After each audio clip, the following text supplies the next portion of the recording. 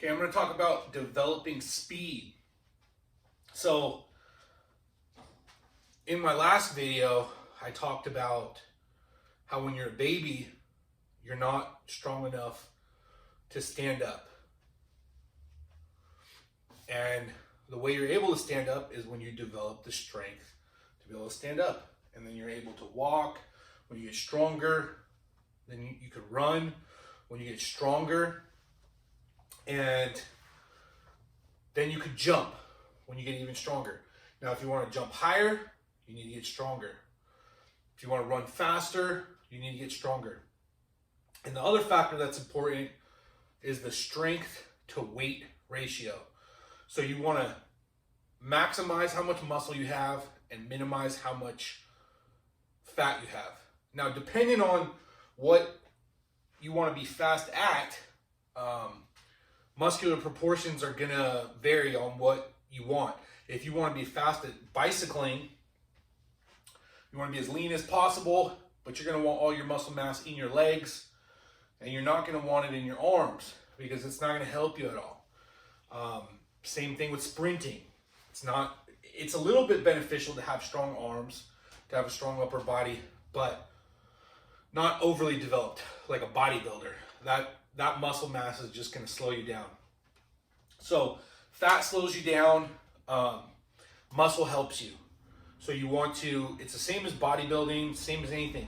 You want as much muscle mass as possible, minimum body fat as possible for speed.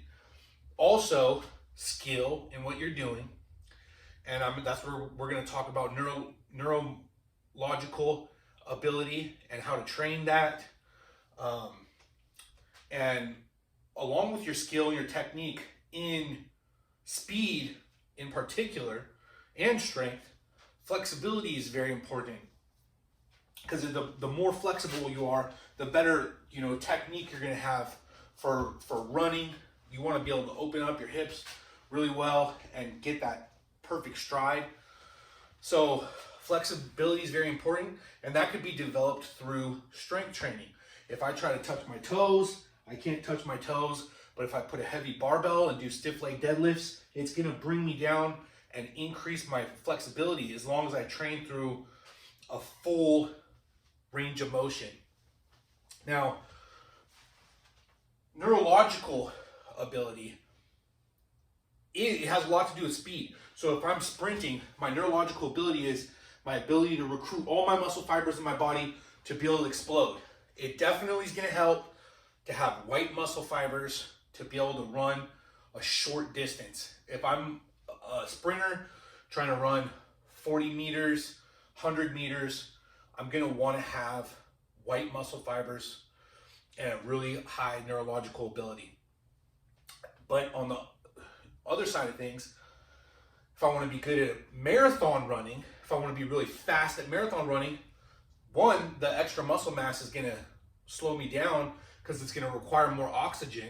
So I actually want to minimize my body mass completely and minimize body fat as well. So really good high-level marathon runners are very small. They're just very small individuals because it doesn't require as much energy to be able to feed oxygen to your body and everything, and there's not as much of a toll on your body. So you become much more efficient at that activity. It all comes down to efficiency with speed. And then how do you train yourself to be more efficient? Neurological training. And the best way to do that is with weight training. If you look at running, the exercise, the work comes in through gravity, just like everything we do. Gravity, I'm 255 pounds. Gravity's pushing my body weight downwards, straight down. But when I'm running this way. So the resistance is still this way though. It's downwards, and I'm running forward, okay? So it's not nearly as much resistance as if I jump upwards, straight into the sky.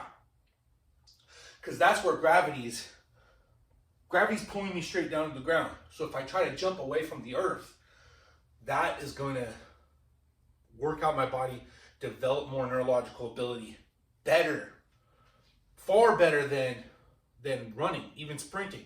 if I did a high jump. Now, you cannot sustain that like you can with sprinting. Sprinting, you can sustain it for a more extended period of time, whereas when you jump in the air, it's very short.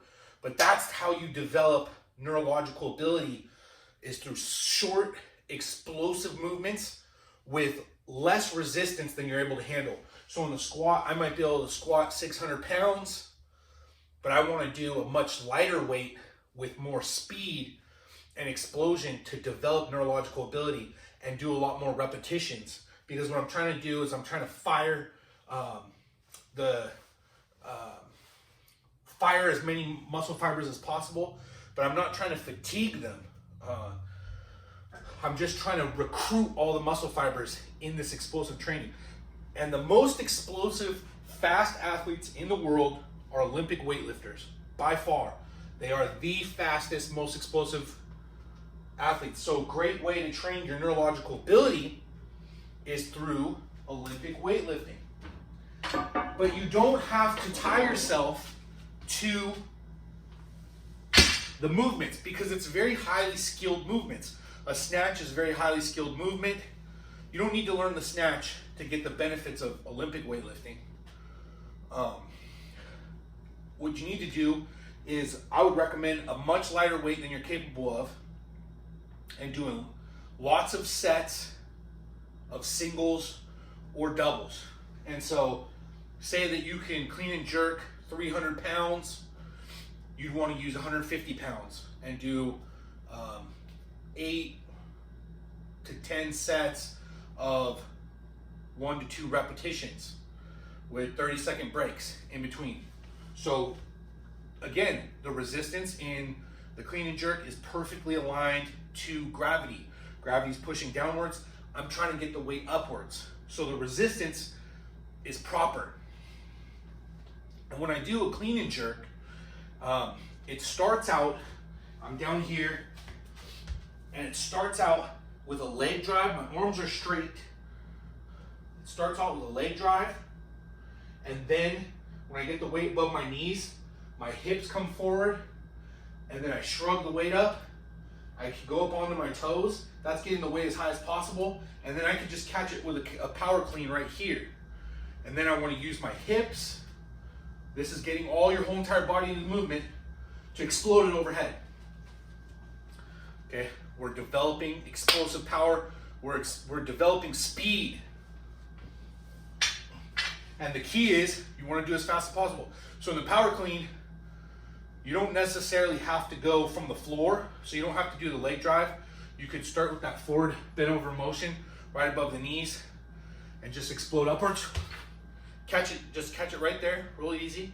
And then I'm going to use my hips to explode. I'm not trying to use my arms to press it. I'm trying to use my hips, boom, to explode it overhead. Okay?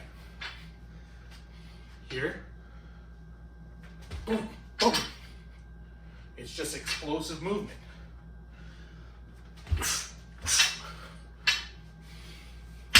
I don't want to do a lot of reps because we're not trying to fatigue the muscle. We're not trying to,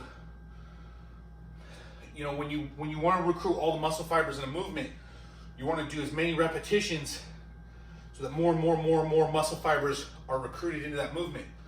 But when you do explosive movements, what you're trying to do is you're trying to train yourself to fire as many muscle fibers as possible all at once. That's what you're trying to do. Okay? If you do repetitions, it's gonna and extend it, you're gonna recruit those muscle fibers, but you're not training yourself to recruit all the muscle fibers at one time. And that's what we want to do when we're doing explosive training for speed specifically. That's how you become fast. It's a neurological ability, and you're born with it. It's just like your IQ. You're born with a certain IQ, but you could do a lot with that IQ. There's a lot. You can't raise it. You cannot raise your IQ. Whatever you're born with, that's what God gave you. Just like how tall you are, that's what God gave you. That's what you got to work with. But you could do a lot with what God gave you.